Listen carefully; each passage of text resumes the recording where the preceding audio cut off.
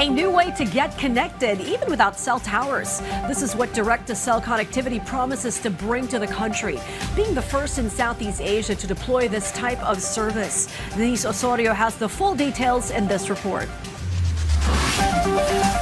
From Batanes to Jolo, mobile connectivity could be maintained even in areas without cell towers. This is the ironclad guarantee of direct-to-cell connectivity, set to be launched by the Department of Information and Communications Technology in partnership with one of the country's largest telecommunications providers and satellite internet operator. Using this technology, standard LTE or 4G mobile phones will be able to make calls, send messages, and access data directly via satellite without the need for additional devices or ground-based infrastructure. According to the DICT, the Philippines will be the first country in Southeast Asia to deploy this type of service, in which low Earth orbit satellites effectively function as cell towers in space. One of the most significant advantages of the technology is an improved disaster resilience, particularly in a country frequently affected by typhoons, earthquakes, and other natural hazards. Ang utos sa amin ni Presidente, pag may bumagyo, dapat may connectivity ka agad. Critical yung first 24 hours eh. Doon mo malalaman kung sino yung sasagipin mo sa baha. Doon mo malalaman kung saan yung nawawalang kapamilya. The telecommunications company clarified this technology will not replace existing cell sites. Instead, it will serve as an additional layer of connectivity, particularly in areas where building cell towers is difficult or nearly impossible, such as remote islands, mountainous regions, and disaster-prone zones. Direct-to-cell technology is going to be complementary, right? It's a solution that we will be using to serve the unserved and the underserved. Now, once the terrestrial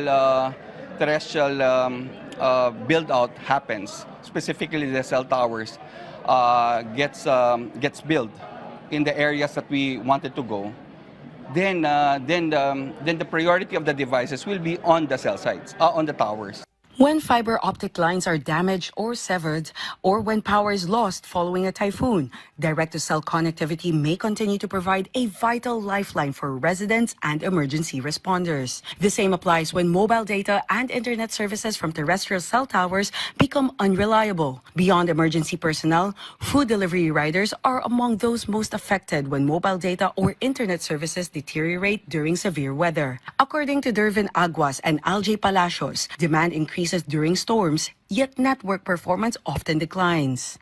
Data man bumabagal talaga. Nagkaka-crash siya, halimbawa yung mga GPS namin hindi gumagana masyado. Kaya yung imbis na pupunta na kami sa ruta namin, naliligaw pa kami. Minsan kapag ganun talaga na ilang oras namin nag-aantay na wala talagang booking, tapos napakahina na signal. No choice kami, umuwi na lang talaga kami na walang nauuwi minsan sa pamilya.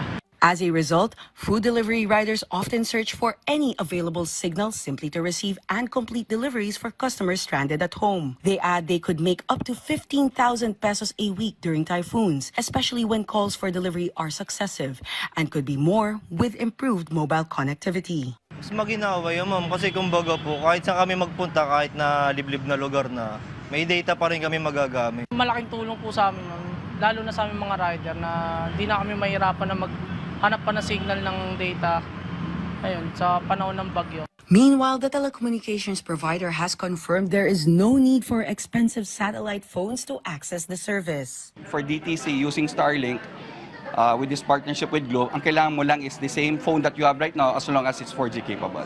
The nationwide rollout of direct-to-cell services is expected before the end of the second quarter of 2026, following extensive testing in selected underserved and unserved areas to ensure smooth integration.